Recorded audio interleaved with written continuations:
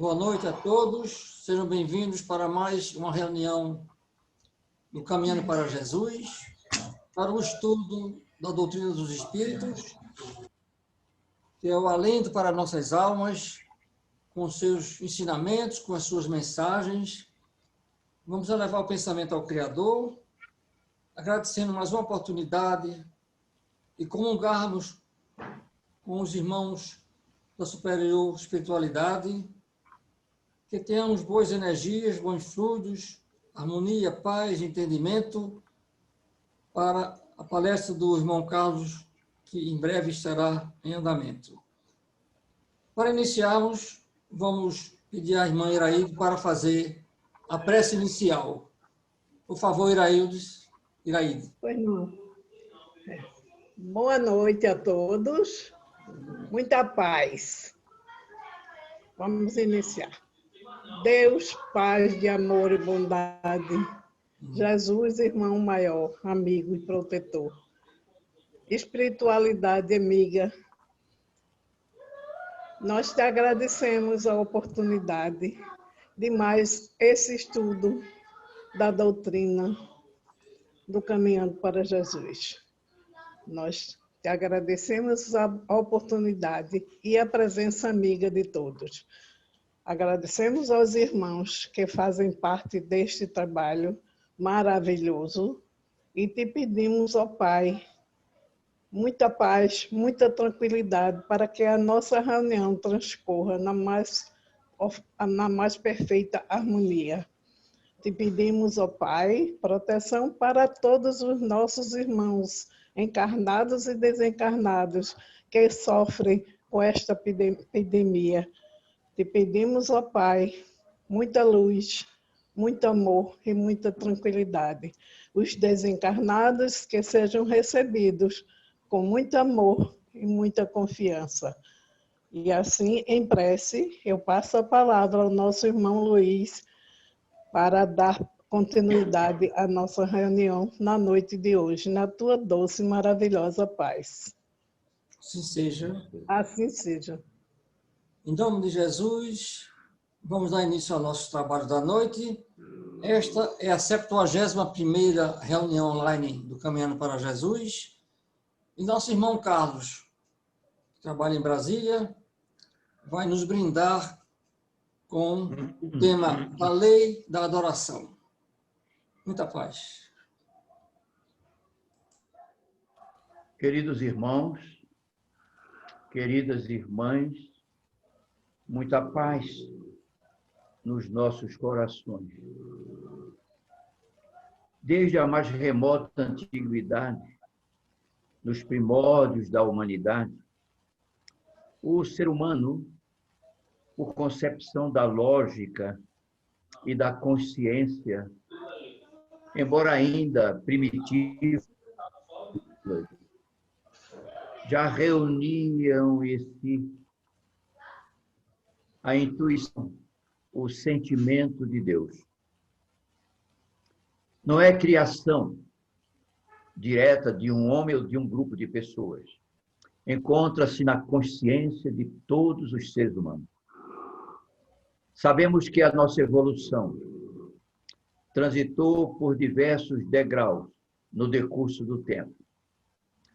O nosso calendário ainda não é suficientemente conhecido para nos afigurar com precisão os instantes e os momentos em que cada uma dessas manifestações emergiu no seio da humanidade.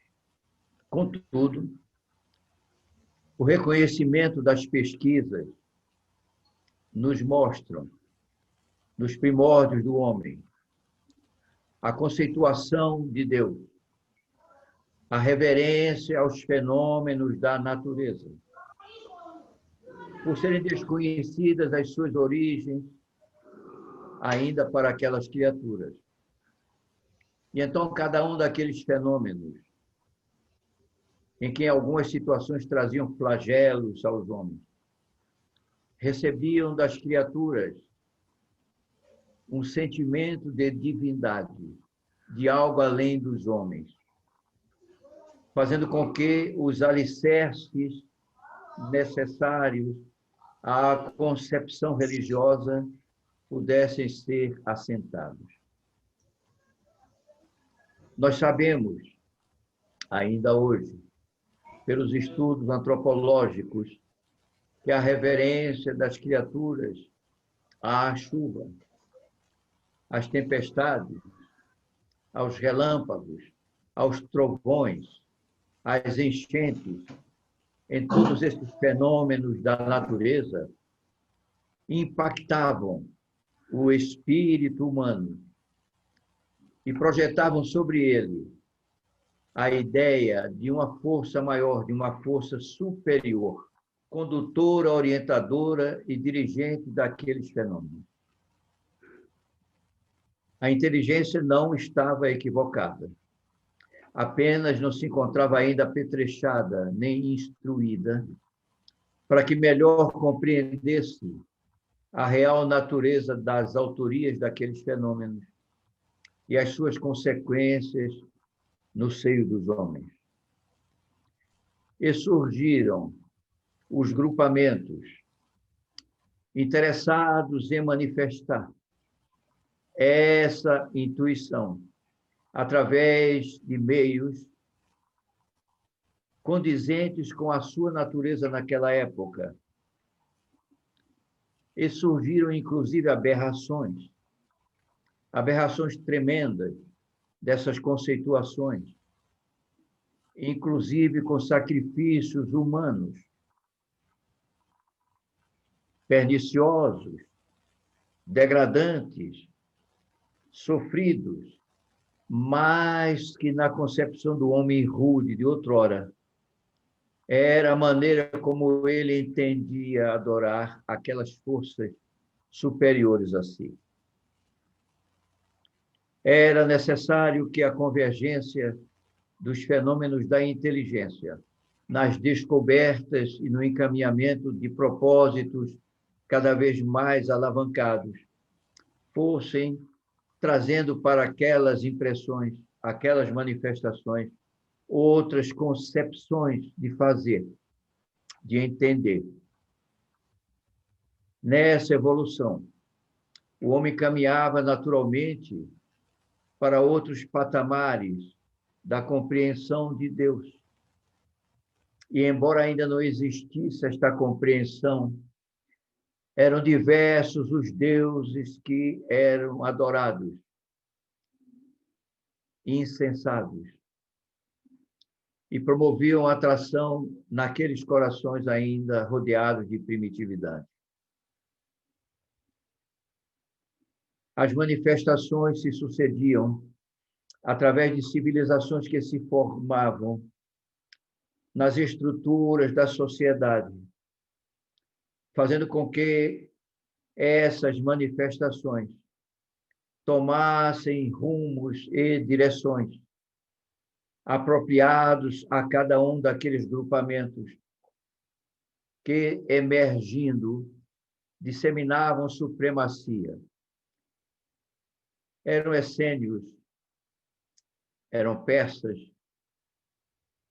eram filisteus, eram sociedades que, na sua hegemonia bélica, imprimiam e impunham aos circunstantes as suas concepções de religiosidade. A figura de Deus se revestia daquela indumentária grosseirada do homem, na truculência, na violência, muitas vezes na perfídia e na dominação. A paciência divina, contudo,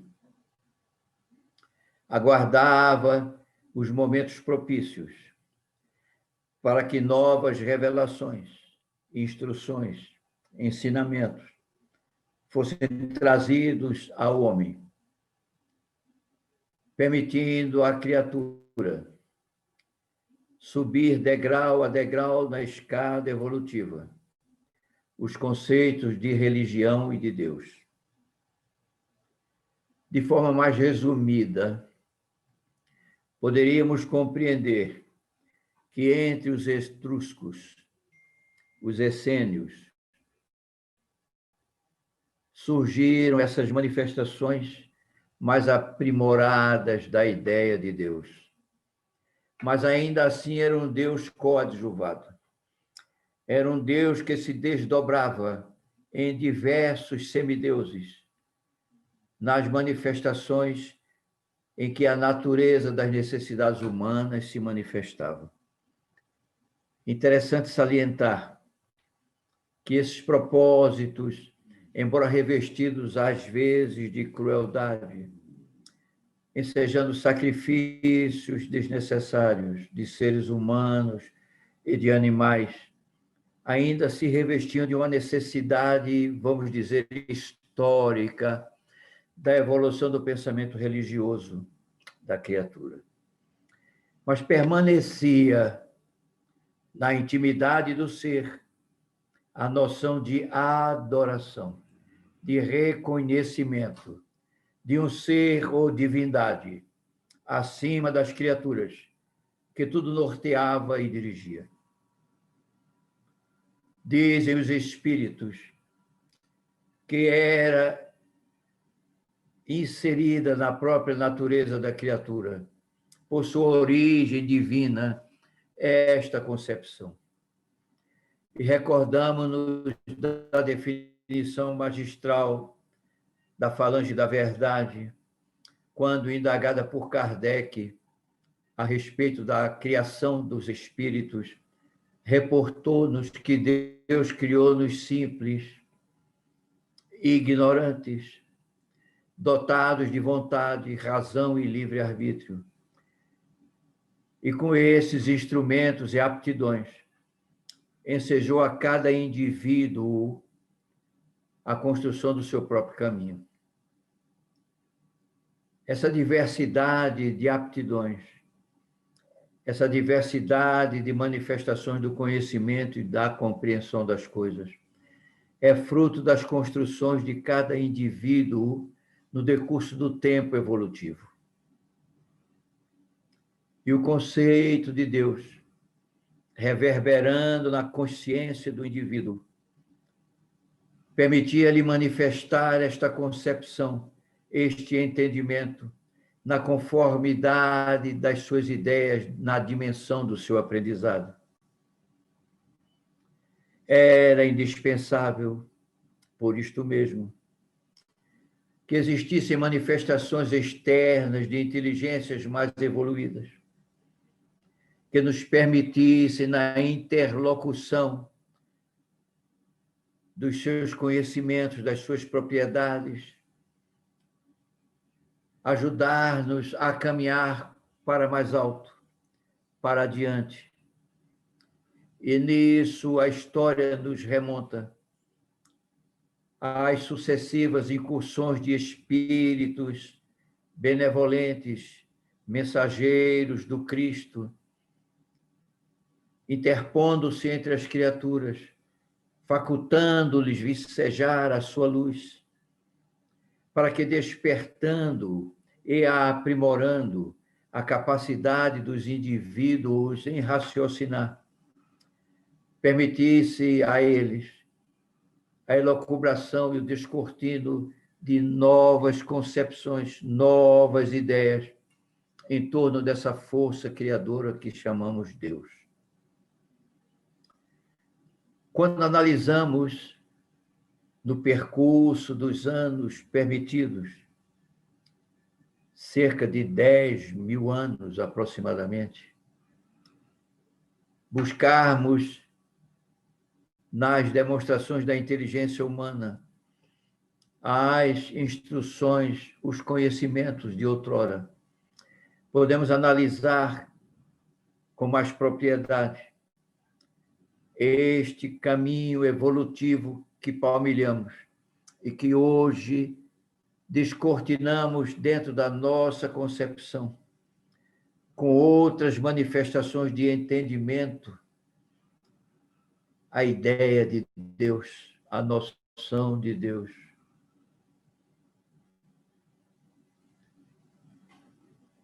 As religiões tradicionais, nos seus postulados de adoração. Sempre exercitaram essas possibilidades através de sacerdócios organizados, em diversos matizes das manifestações de religiosidade do homem. Vamos sempre encontrar a figura do sacerdote sob organização hierarquizada por determinismo e mandamentos que, em diversas circunstâncias, em sendo desobedecidos, culminavam com a morte dos rebeldes, daqueles que incursionavam com liberdade de pensamento, afrontando aquele núcleo de forças extraordinário.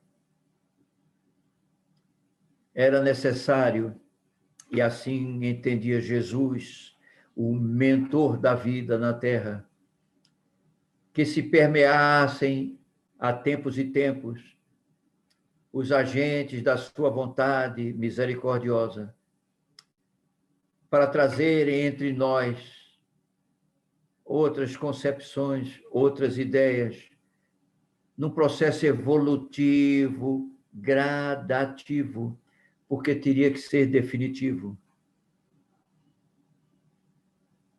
E após aquele percurso longo no campo da primitividade religiosa, do politeísmo e de outras manifestações do pensamento, um emissário do Cristo por excelência entre nós houve por bem, dentro de um povo escravizado, numa manifestação que jamais seria concebida pela inteligência humana, fazer sair do seio de um povo escravizado uma revelação divina que viria trazer para a humanidade o conceito do Deus único.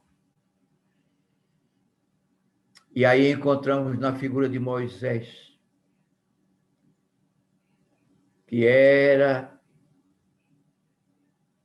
neto de Faraó,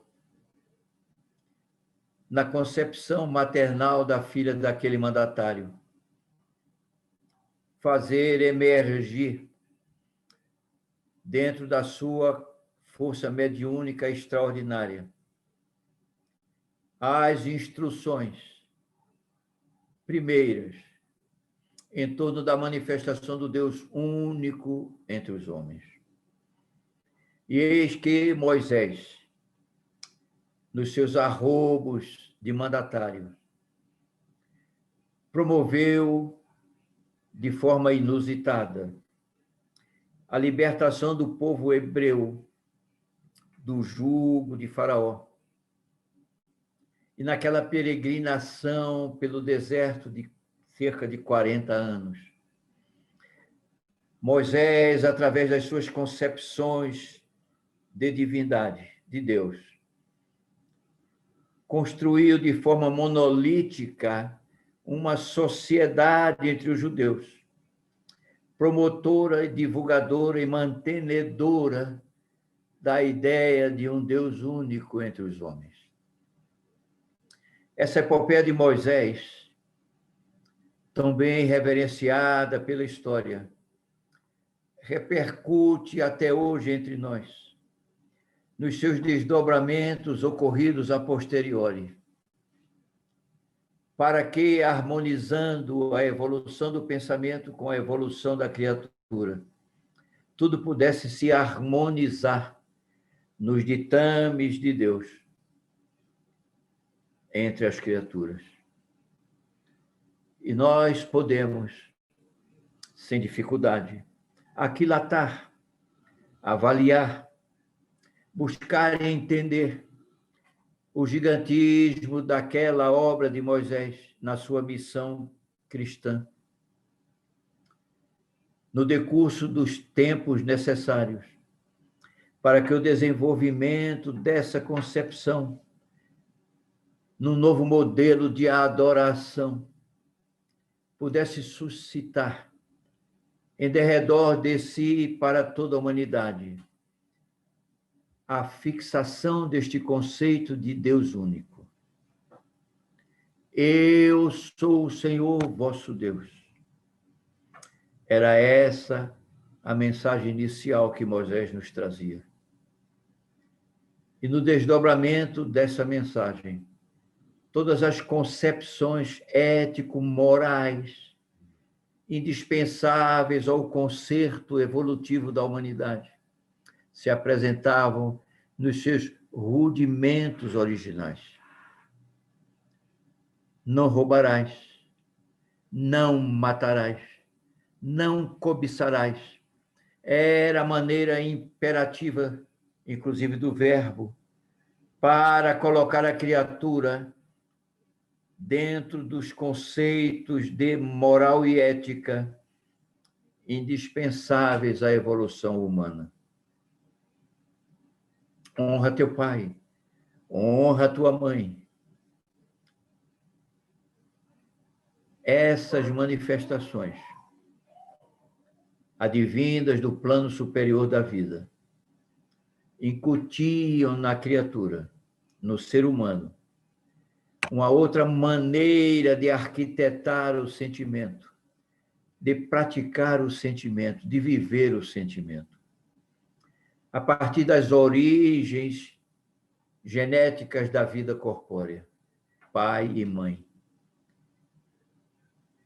dando o equilíbrio ao ser necessário para que as suas concepções pudessem melhor evoluir. Entretanto, mesmo a partir dessas manifestações crísticas, as sociedades enveredaram por descaminhos. Desviaram-se dos conceitos. Aprimoraram os devaneios.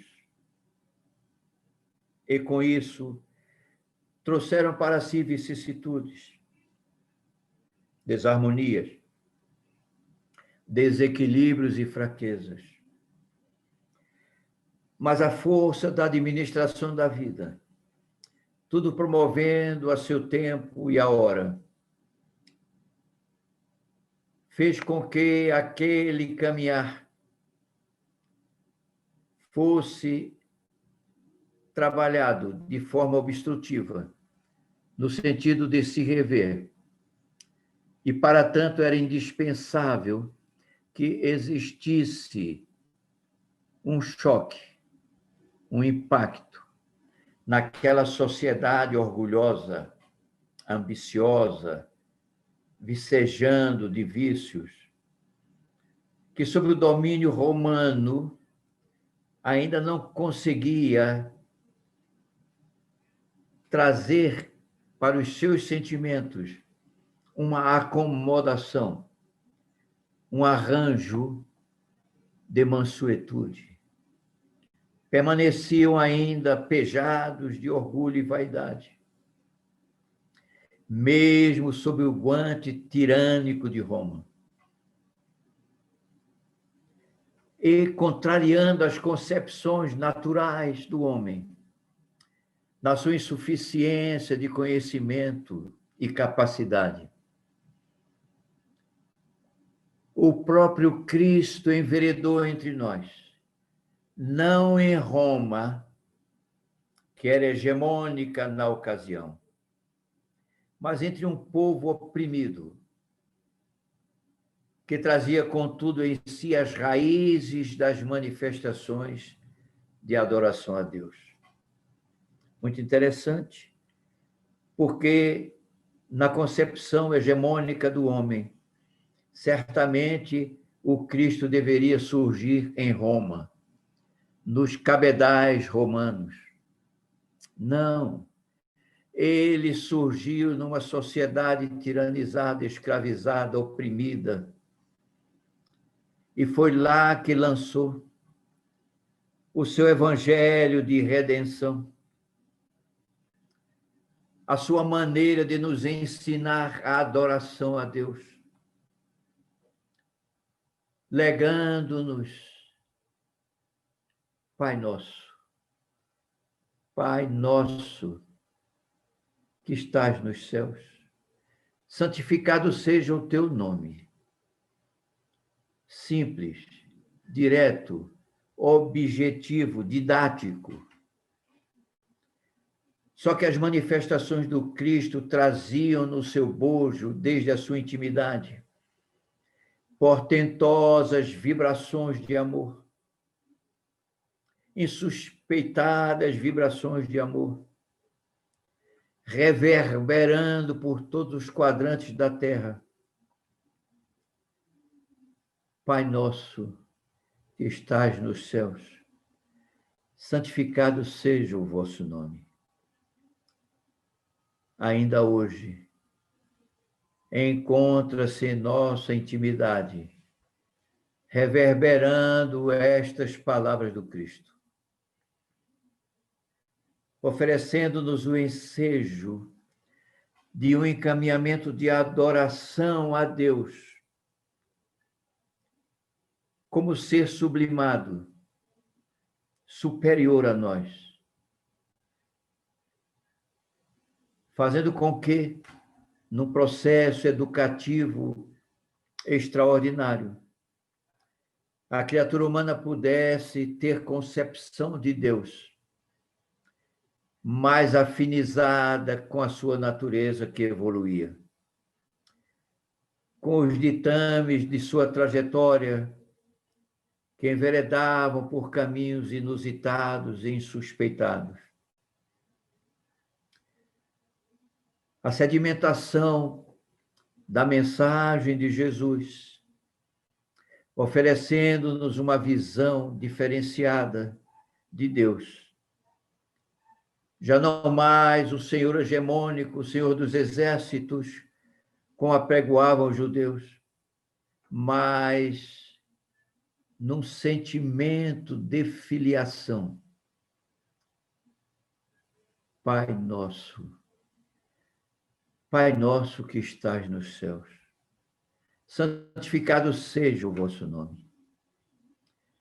A alteração brutal do psiquismo da humanidade, operada por essas vibrações maiorais do mundo do Cristo, ensejaram a possibilidade, no decurso do tempo, de uma revisão íntima profunda da criatura humana.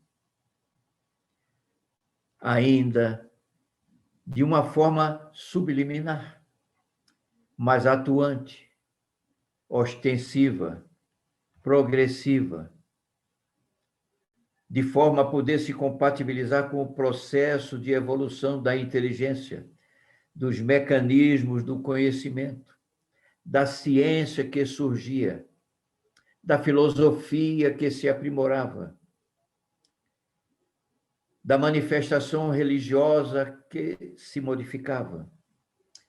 Eram contextos rigorosamente insuspeitados, mas trazidos ao homem de uma forma a não interpor-se no livre-arbítrio da criatura humana. Os missionários do Cristo prosseguiam, e logo após ele, imediatamente após ele, um dos gigantes do pensamento humano, Paulo de Tarso, manifestava-se de maneira eloquente, influenciando civilizações estranhas aos judeus, algumas até adversas, disseminando de maneira magistral, educativa, essa figura da doutrina do Cristo entre nós. Modificava-se o conceito de adoração. Já não mais trazíamos conosco a figura de um Deus hegemônico, poderoso, ditador, malvado, perverso, não. Era um Deus paternal, amoroso, em que pese a dicotomia entre a concepção de amor e os ditames da vida, dos seus desconcertos de sofrimentos, de atrocidade, de dor. Mas o imperativo do amor estava sediado entre nós. E dessa maneira, por essa projeção, foi possível que o caminhar do homem se tornasse mais célere, que os conceitos evolutivos se ampliassem de uma forma de emergência geométrica.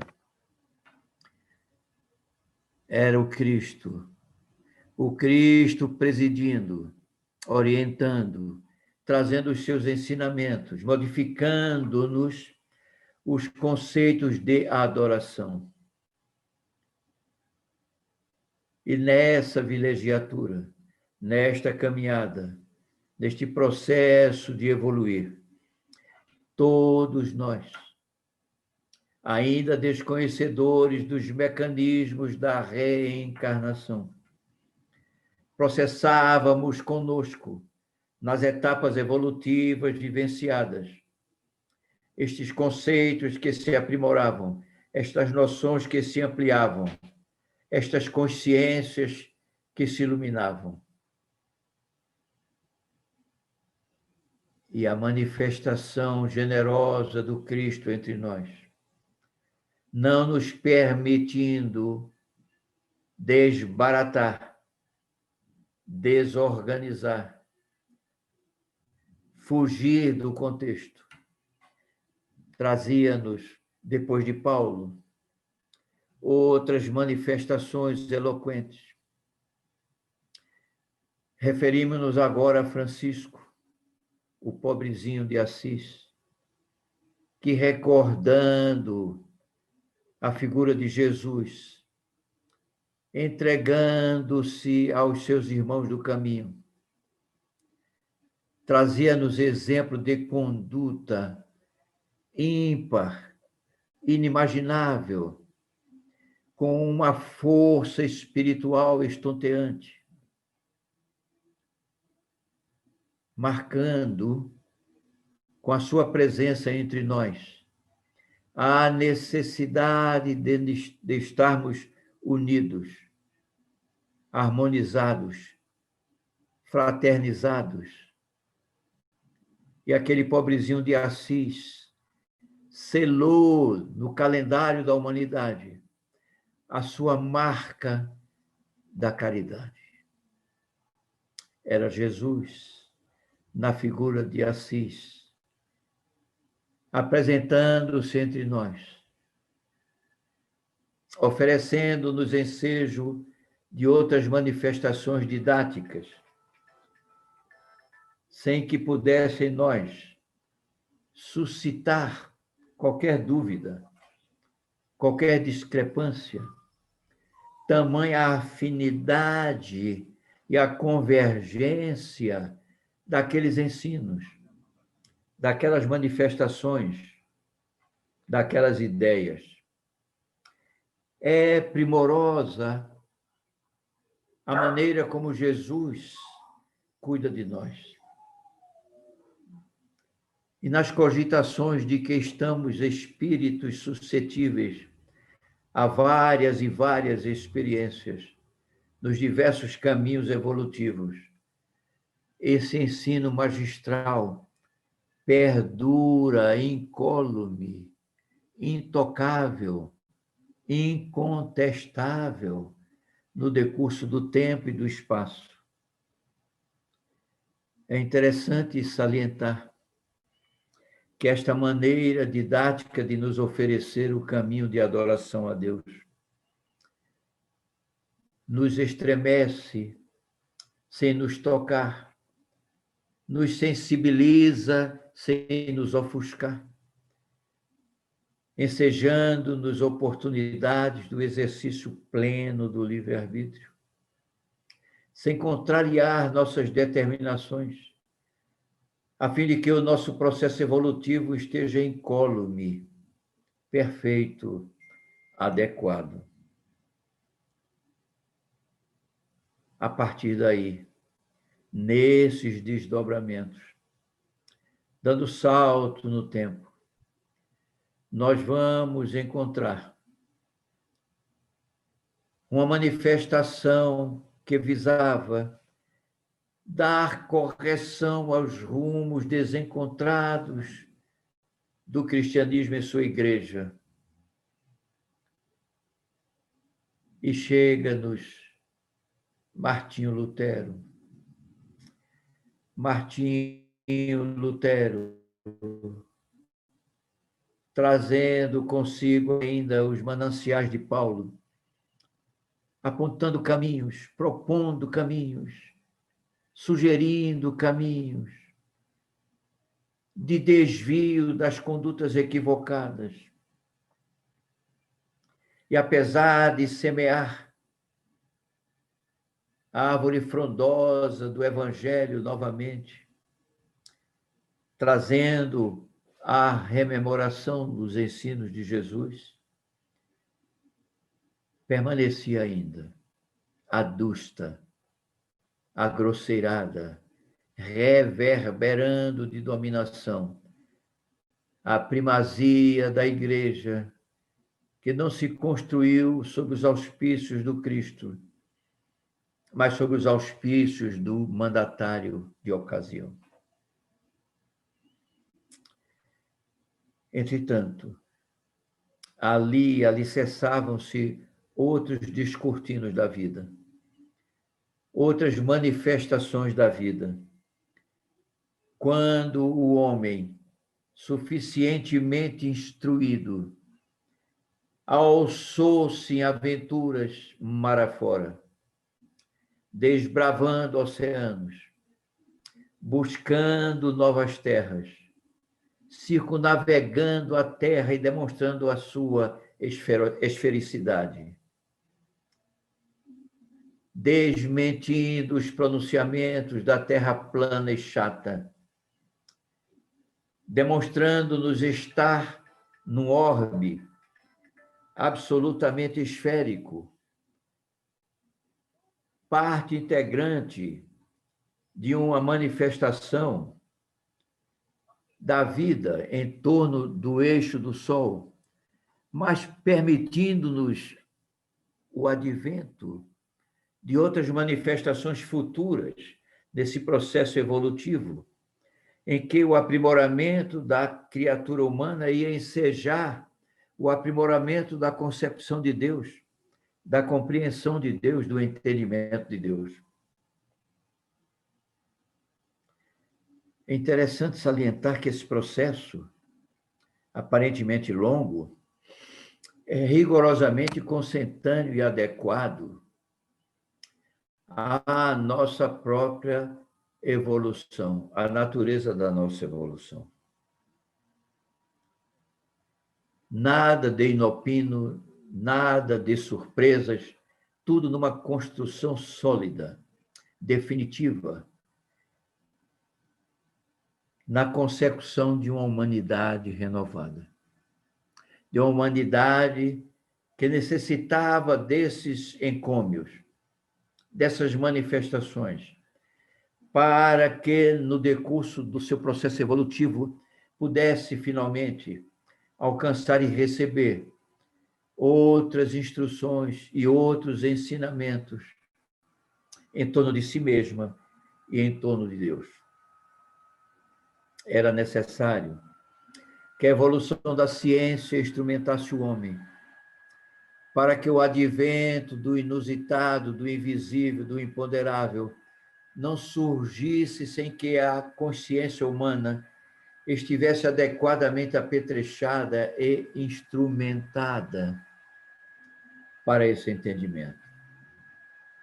E vamos observar que nos finais do século XVIII, nos primórdios do século XIX, as construções da ciência já levavam o homem para os caminhos do imponderável, preparando-nos o instrumento psicológico para as concepções do advento da doutrina dos Espíritos, do Consolador que Jesus prometera, que finalmente chegaria entre nós, em meados do século XIX, através da atividade missionária de Kardec, que prospectando, indagando, investigando, aprimorasse o conhecimento e arregimentasse para nós as concepções mais evoluídas do pensamento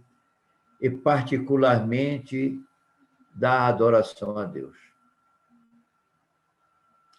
Neste particular, nos deparamos com a revelação contida nas obras de Kardec, e particularmente na primeira delas, o Livro dos Espíritos, fazendo-nos com que a concepção de Deus se firmasse em definitivo para as nossas consciências nessa trajetória evolutiva. Quando Kardec indagou como questão primeira do Livro dos Espíritos, que é Deus, isentou-se de qualquer preconceito, de qualquer ideia preconcebida em torno de Deus.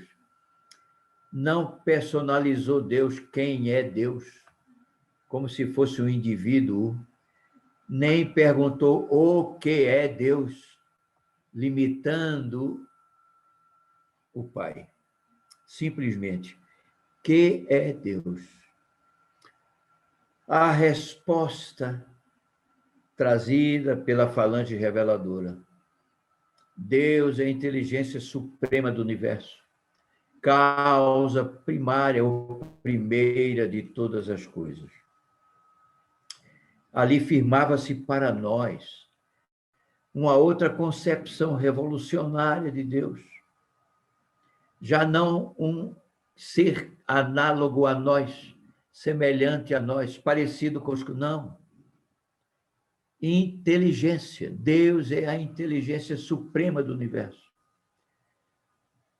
Desconstruía o Deus material. Demolia o Deus material. E oferecia-nos um Deus imaterial. Inteligência suprema do universo. Causa primária de todas as coisas. Esta visão de Deus remete-nos a uma outra maneira e uma outra forma de concebê-lo e, consequentemente, de adorá-lo. A lei de adoração modificava-se. Se transpunha das visões materiais para um entendimento espiritual. E, dessa maneira, a concepção de Deus, remetendo-nos a outras configurações do entendimento e da concepção, inteligência suprema do universo, regente maior de tudo. E como adorá-lo? Como reverenciá-lo? A nossa adoração se transmutou, se modificou, se alterou, tornou-se diferenciada. E agora, a nossa concepção de Deus nos permite adorá-lo onde estivermos, como estivermos, com quem estivermos, através das manifestações do pensamento, do desejo, da gratidão, do apelo, encontrando nele a receptividade ideal dos nossos pleitos, da nossa reverência, da nossa adoração. Que diferença magistral entre os conceitos anteriores e esses conceitos que hoje nos adornam a consciência. A forma de adorar a Deus, de falar de Deus, de dizer de Deus, já não está mais adstrita às concepções materiais da vida. E isso nos sobreleva o espírito além da manifestação corpórea que encarnados exercitamos. E isto nos faz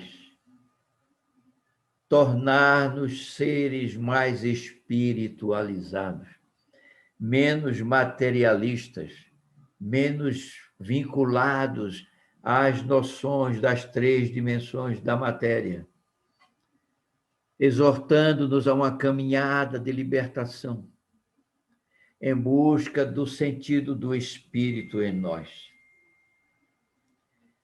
É magistral dispormos desses conceitos, dessas ideias, dessas oportunidades. E é interessante termos em conta o quanto é necessário para nós buscarmos o aprimoramento desses conceitos, dessas ideias, dessas concepções, para permitir-nos gradativamente, como a própria natureza opera, libertarmos-nos desse guante tenebroso chamado 3 dimensões da matéria,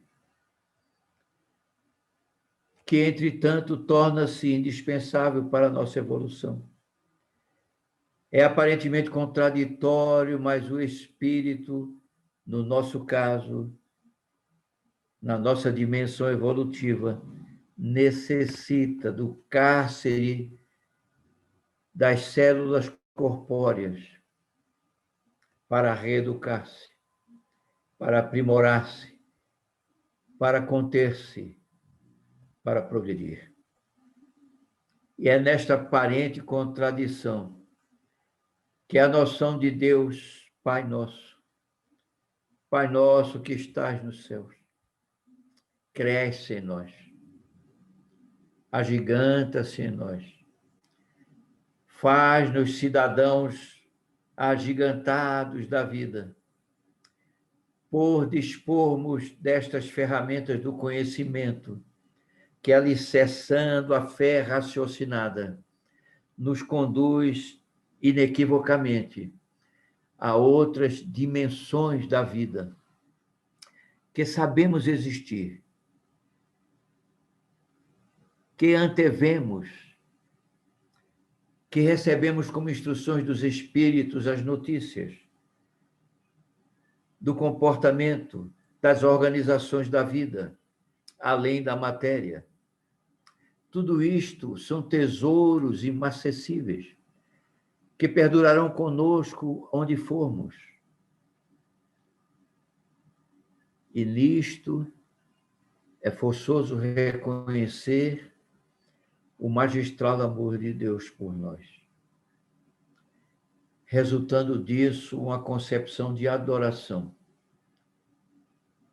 mais consentânea, mais adequada, mais coerente com este discernimento de Deus que portamos conosco hoje.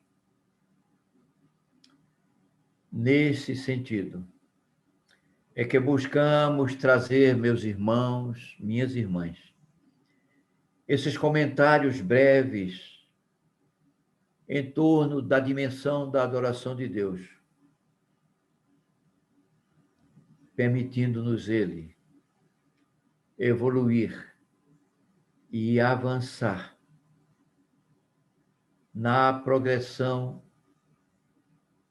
indiscutível, no avanço moral, a que Ele nos destinou desde a nossa origem e que nos faculta, através das ferramentas oferecidas, o transcurso desses trechos de caminhada com a consciência cada vez mais límpida, mais iluminada, mais evoluída. Rogando ao Pai que nos abençoe. Rogamos a todos os irmãos e irmãs muita paz.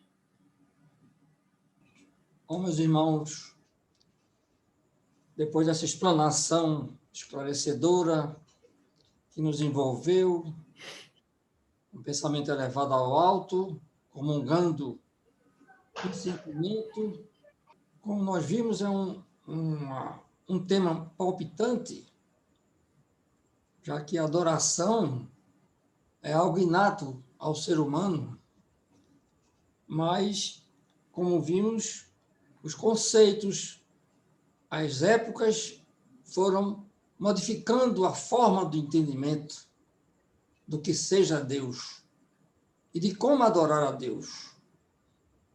Não simplesmente como outrora, com as oferendas, com aqueles sacrifícios que não eram do indivíduo. O sacrifício tem que ser nosso, nosso interior é que tem que se sacrificar para comungar com Deus, adorar a sua palavra. Mas espero que alguém possa usar a palavra. Eu vou fazer um gracejo. Quando não existe indagação, não significa dizer que foi compreendida a mensagem. Quando não existe indagação, significa dizer que a mensagem não propiciou, não ensejou questionamentos. E nisto nos regozijamos, em nome do Cristo, que nos permitiu, alongando o tempo, inferir em torno da adoração os comentários que nos foram prazerosos. Somos reconhecidos a todos pela benevolência e pela caridade que nos prestaram, dando-nos assistência. Muito bem, Carlos. Como sempre, um prazer ter você conosco, como irmão, duplamente irmão, e nós pediremos a você... A Gina quer falar? Sim, eu acho que essa palestra de hoje ela veio para trazer uma reflexão para todos nós, de como a gente precisa enxergar Deus, o que a gente precisa fazer, né, na nossa caminhada, na nossa evolução, para que a gente olhe para nós mesmos e busquemos fazer a nossa mudança, fazer o bem, porque é isso que Deus quer da gente, que a gente procure se aperfeiçoar e adorá-lo. Adorá-lo não simplesmente orar, estar sempre fazendo prece, mas fazer a nossa parte como cristão. É isso. Foi muito boa a reflexão que eu fiz diante de tudo isso. O quanto eu preciso melhorar como pessoa. É isso, gente. Oh, meu Deus. Parabéns pela explanação. Gostei bastante.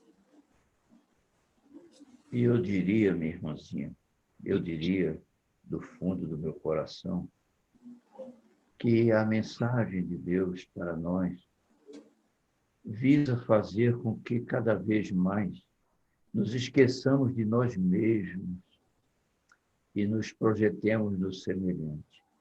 E você foi muito feliz, minha irmãzinha, na sua colocação. Foi pertinente, foi adequada.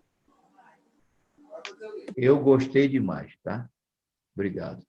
Bom, a esta altura, vamos agradecer ao Criador, a Jesus, aos mensageiros de luz, sempre junto conosco nos trabalhos do Caminhando para Jesus, e pedir ao nosso irmão que faça a prece de encerramento. Senhor Jesus, nós te bendizemos, Cristo amado, e te louvamos pelo ensejo que nos concede de buscarmos o autoconhecimento e assim por nós mesmos promovermos a nossa libertação do guante das provações e expiações. Nós te louvamos, Senhor, te bendizemos ainda, pelo ensejo e a oportunidade de podermos oferecer de nós a todos os irmãos do caminho os quinhões da tua herança que nos concedes, Senhor. Arregimenta-nos, Jesus. Permite-nos o descortino da tua vontade, do teu desejo, a fim de que possamos, perlustrando nossa caminhada, sermos instrumentos do teu amor onde formos e afugentarmos as dores, os soluços, as dúvidas, os sofrimentos, a desarmonia íntima dos irmãos do caminho e conduzi-los de mãos dadas contigo, meu Senhor, para outros patamares da compreensão da vida, do entendimento do amor. Socorre-nos a indigência que possamos ainda e oferece-nos a oportunidade, meu Santo, do trabalho profícuo contigo, hoje e sempre, onde estivermos, que assim seja. Sim, seja. Em nome de Deus, em nome de Jesus, agradecidos pela presença de todos, pela participação, desejamos uma boa noite e que estejamos sempre unidos e reunidos em nome de Jesus nessa tarefa brilhante de crescimento, de aprendizado. Muita paz para todos. Muita paz para todos. Obrigado, hein? Muito obrigado. Muito obrigado. Boa noite. Até a próxima, se Deus quiser. Obrigado, Sr. Carlos.